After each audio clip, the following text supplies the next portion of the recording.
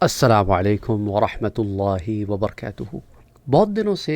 حضرت یوسف علیہ السلام کے قصے پہ کام نہیں ہوا تھا۔ میں جانتا ہوں کہ جب ہم تفسیر کے موضوع پر کام کرتے ہیں تو آپ میں سے بہت سارے لوگ اسے نہیں دیکھتے۔ میں نہیں جانتا کہ مزاج لوگوں کا کیا ہے، لیکن میں سمجھتا ہوں کہ اگر دیکھنے والے تھوڑے بھی ہوں تو بھی علم بانٹنے سے رکنا نہیں چاہیے۔ ہو سکتا ہے کب لوگوں کو اس طرف شغف ہو جائے۔ بہرحال ہم قصہ یوسف علیہ السلام قصص الانبیاء میں یوں تو پچھلے 4-5 سال سے بیان کر رہے ہیں۔ گاہے بگاہے وقتاً فوقتاً ہم اس پلے لسٹ میں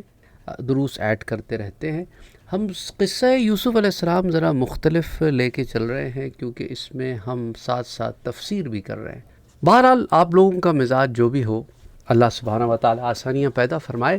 کچھ لوگ تو ایسے ہیں جو بار بار مجھے یاد دہانی دلا رہے ہیں کہ سر وہ قصے آپ نے تفسیر جو ہے سورہ یوسف کی اور قصص الانبیاء میں حضرت یوسف علیہ السلام کا قصہ وہیں رکا ہوا ہے، تو پلیز اس کو سٹارٹ کریں۔ بہرحال جہاں ہم دوسرے لوگوں کے سوالات کو کیٹر کرتے ہیں تو آف کورس ہم پھر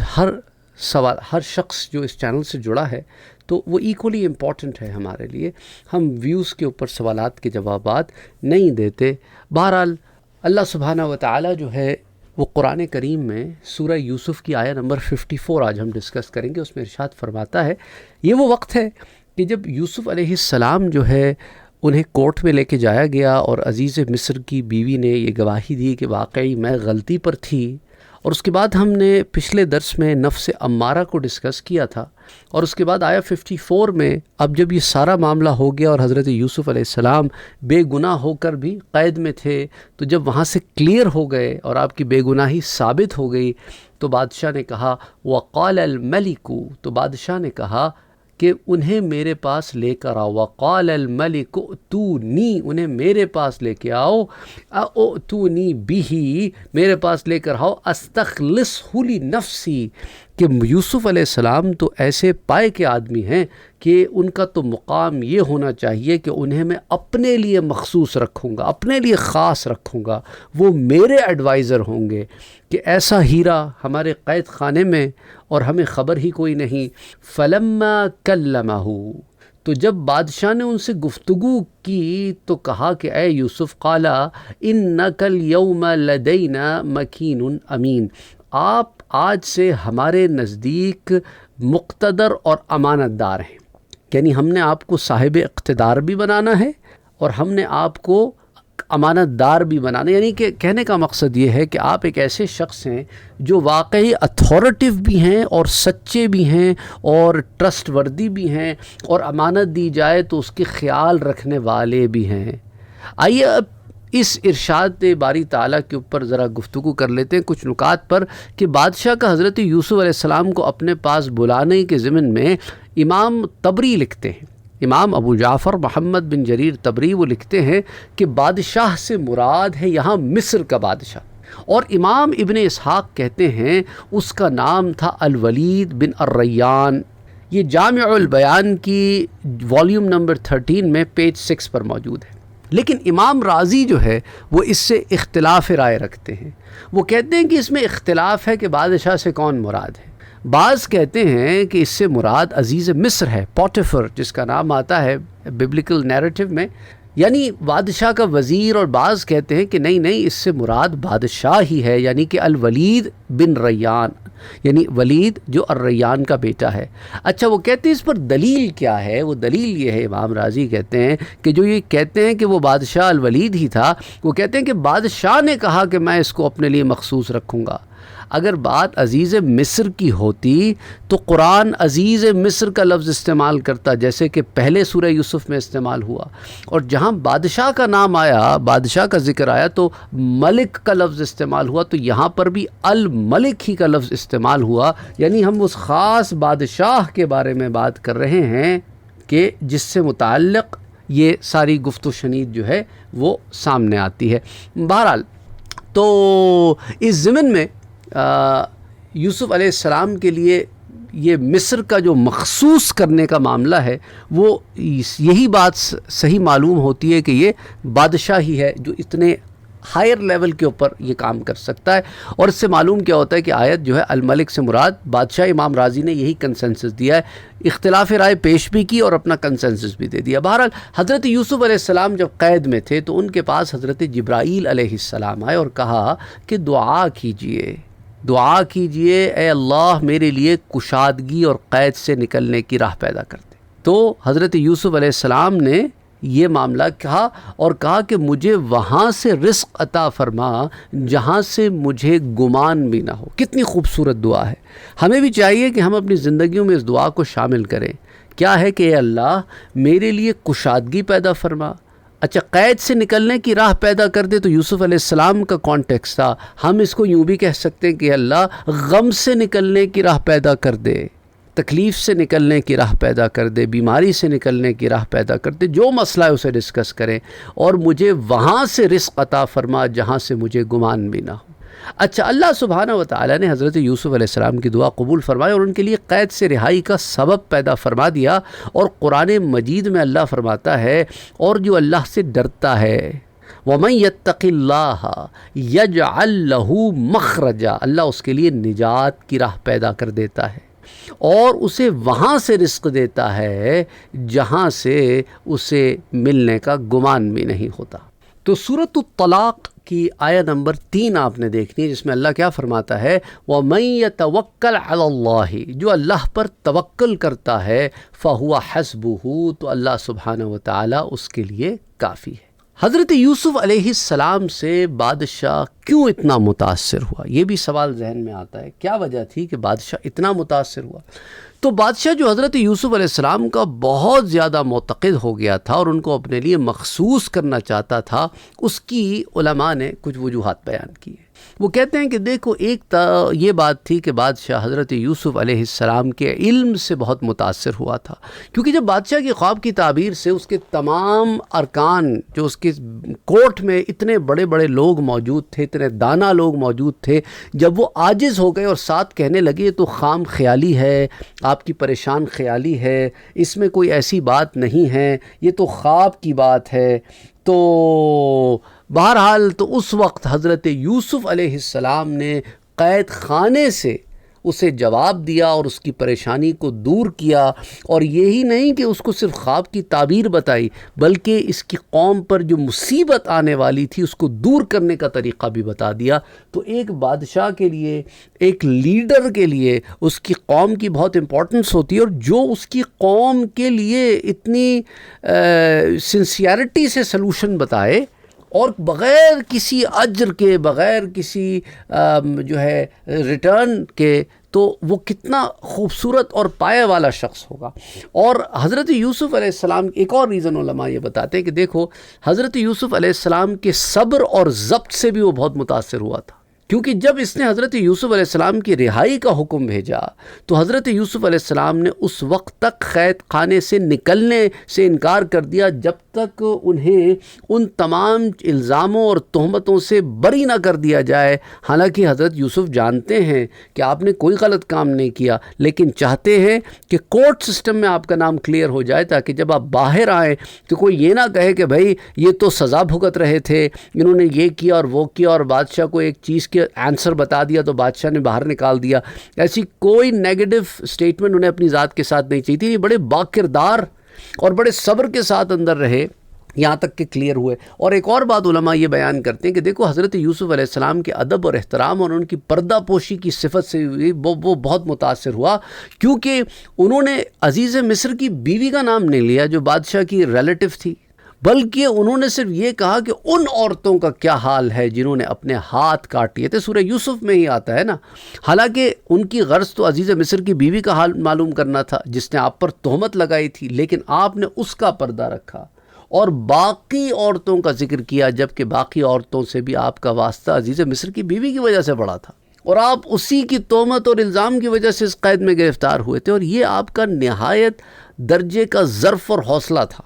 اچھا, پھر علماء کہتے ہیں کہ دیکھو ایک اور بات کہ وہ بادشاہ جو تھا نا وہ حضرت یوسف کی پاکیزگی اور پارسائی اور آپ کے پختہ کردار کی وجہ سے بھی متاثر ہوا تھا، کیونکہ جو آپ پر تہمت لگانے والے تھے ان سب نے آپ کی تہمتوں سے برات کا اعتراف اور اقرار کر لیا کہ بے شک ہم نے یوسف علیہ السلام کے ساتھ زیادتی کرنی چاہیے، یہ تو بڑے پاک صاف ہیں، یہ تو متقی پرہیزگار ہیں۔ اور ایک اور وجہ علماء لکھتے ہیں کہ آپ کے ساتھ قید میں جو ساقی رہا تھا نا اس نے بھی آپ کی بہت تعریف کی تھی کہ حضرت یوسف علیہ السلام تو ایسے آدمی ہیں کہ اللہ کی بہت زیادہ عبادت کرنے والے ہیں، متقی ہیں اور دوسرے قیدیوں کے ساتھ اچھا سلوک کرتے ہیں، بیماروں کی عیادت کرتے ہیں اور ہر کسی کے کام آتے ہیں۔ تو یہ چند وجوہات علماء نے اپنی تفسیر میں بیان کی ہیں کہ جن کی وجہ سے ایک شخص جو ہے اس میں یہ کوالٹیز پائی جائیں تو کوئی بھی متاثر ہو اس سے۔ اور یہ پھر آپ تو ایک اللہ کے نبی کی بات کر رہے ہیں، تو جب وہ ان چیزوں کو کریں تو آپ سوچیں کس ہائی کوالٹی پر کرتے ہوں گے۔ تو یہ کچھ ریزنز تھے جس کی وجہ سے وہ آپ کا عقیدہ مند بھی ہو گیا تھا بادشاہ۔ اور جب حضرت یوسف علیہ السلام کی ان صفات اور ان کے شمائل اور خصائل پر بادشاہ مطلع ہوا تو وہ حضرت یوسف علیہ السلام کو اپنے ساتھ رکھنے کا خواہش مند ہوا، اور وہ اس پر راغب ہوا کہ حضرت یوسف علیہ السلام کو اپنے لیے مخصوص کر لے۔ تو اب یوسف علیہ السلام جب رہا ہوئے اور بادشاہ کے دربار میں جانا چاہا تو حضرت یوسف علیہ السلام کے پاس جب بادشاہ کا قاصد ان کو بلانے کے لیے پہنچا نا تو اس نے کہا کہ آپ نہا دھو کر قید کے جو کپڑے ہیں ان کو اتار دیں اور عمدہ لباس پہن لیں اور میرے ساتھ بادشاہ کے پاس چلیں۔ تو حضرت یوسف علیہ السلام نے قید خانے سے نکلنے سے پہلے قید خانے کی دروازے پر کچھ لکھا، جسے مفسرین کرام اپنی تفسیر کی کتابوں میں ذکر کرتے ہیں۔ وہ لکھا کچھ یوں تھا کہ یہ آزمائش اور امتحان کی جگہ ہے، یہ زندہ لوگوں کا قبرستان ہے، یہ دشمنوں کے ہنسنے کا موقع ہے اور سچوں کی تجربہ گاہ ہے۔ بہت خوبصورت بات۔ اور جب حضرت یوسف علیہ السلام بادشاہ کے دربار میں پہنچے تو یہ دعا کی کہ اے اللہ، میں اس کی خیر سے تیری خیر کا سوال کرتا ہوں اور اس کے شر سے تیری قدرت اور تیری عزت کی پناہ میں آتا ہوں۔ اور جب اس کے پاس داخل ہوئے تو عبرانی زبان میں اس کے حق میں دعائیہ کلمات کہے، کس کے؟ بادشاہ کے حق میں دعائیہ کلمات کہے۔ اور پھر بادشاہ نے حضرت یوسف علیہ السلام کو اس لیے اپنے لیے مخصوص کرنا چاہا تھا کہ بادشاہوں کی عادت ہوتی ہے کہ جب ان کو کوئی عمدہ اور نفیس چیز کا پتہ چلتا ہے تو چاہتے ہیں کہ وہ بلا شراکت غیر اس چیز کے مالک ہو جائیں۔ تو جب بادشاہ نے حضرت یوسف علیہ السلام سے بات چیت کی تو کہا کہ میں اپنی بیوی اور طعام کے سوا تم کو اپنی ہر چیز میں شریک کرنا چاہتا ہوں۔ حضرت یوسف علیہ السلام نے فرمایا کہ کیا تمہارا یہ خیال تھا کہ میں تمہارے ساتھ کھانا کھاؤں گا، حالانکہ میں یوسف بن یعقوب بن اسحاق بن ابراہیم ہوں علیہم السلام۔ اچھا، یوسف علیہ السلام کی عمر کیا تھی جب وہ بادشاہ کے دربار میں پہنچے تھے؟ بعض لوگوں نے کہا ہے کہ آپ ابھی شباب میں تھے، 30 سال عمر تھی، جوان آدمی تھے۔ تو جب بادشاہ نے آپ کو دیکھا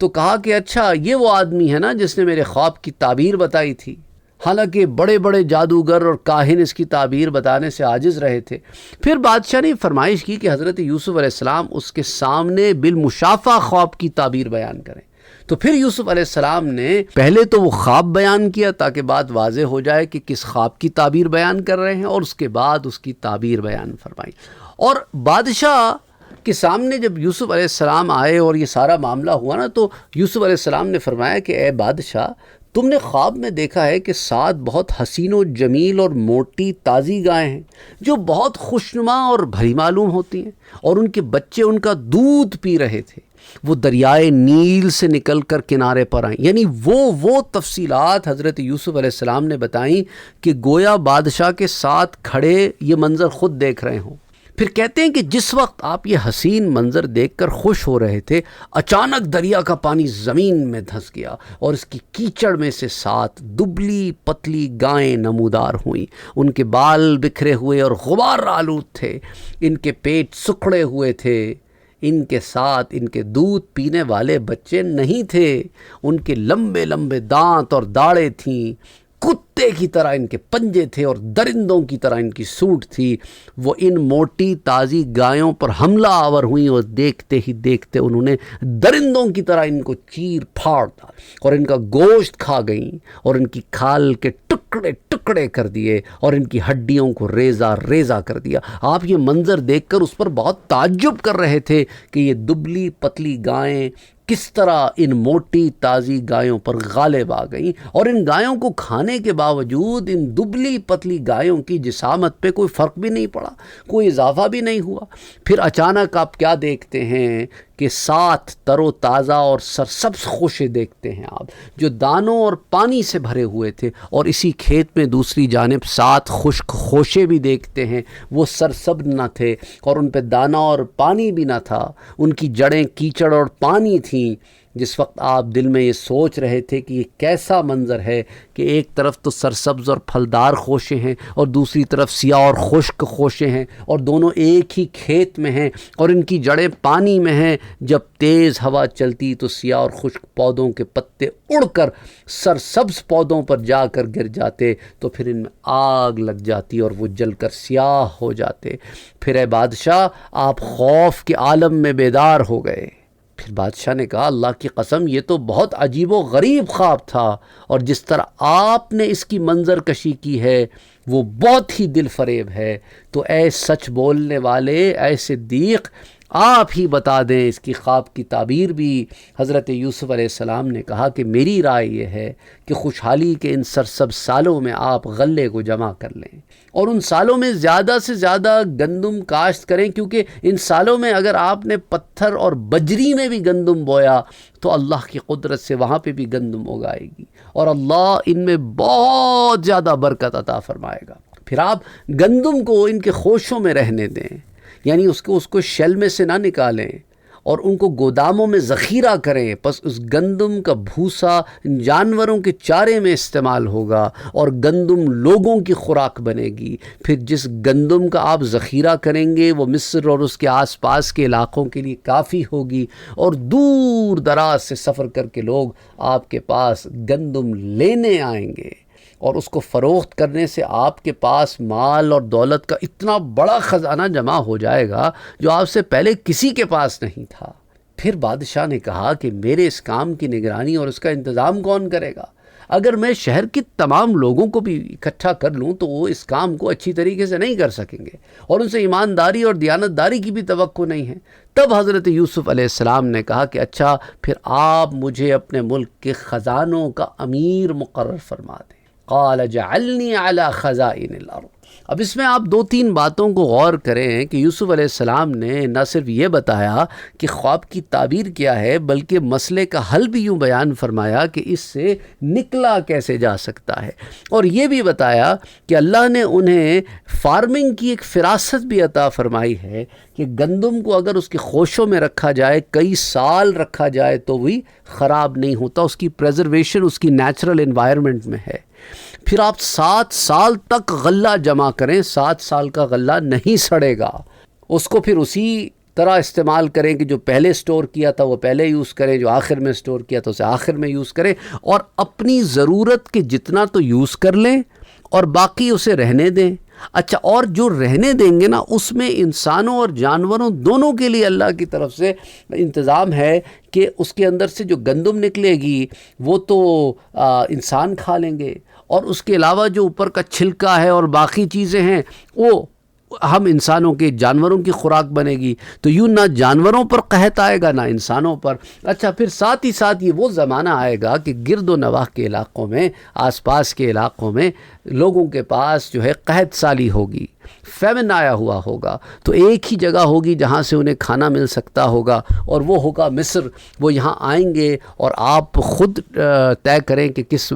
ریٹ پر آپ نے گندم دینی ہے، کہ کہیں بہت لو ریٹ بھی نہ ہو کہ ختم ہو جائے اور ہائی ریٹ بھی نہ ہو کہ کوئی لے نہ سکے، تو وہ ہم اس کو ڈسکس کر لیں گے، دیکھ لیں گے، اور اس طرح جو ہے وہ سارے کی ساری معیشت آپ کنٹرول کریں گے۔ دیکھیں، آج بھی یہی ہوتا ہے نا، ریسورسز جس کے پاس ہوتے ہیں معیشت اسی کے پاس ہوتی ہے۔ اب ہمارے ساتھ مسئلہ یہ ہے، ہم نے اپنی ریسورسز دوسروں کے ہاتھ میں دے دی ہیں، اور دوسروں کی مرضی سے اپنی ریسورسز استعمال کرتے ہیں۔ ہم خود اپنے ریسورسز کے بارے میں خود مختار نہیں ہیں، نتیجتاً ہماری یہ ڈپینڈنسی کی وجہ سے ہم وہاں ہیں جہاں کھڑے ہیں۔ تو یوسف علیہ السلام نے کتنا خوبصورت اس کو یہ معاملہ سمجھایا، اور حضرت یوسف علیہ السلام نے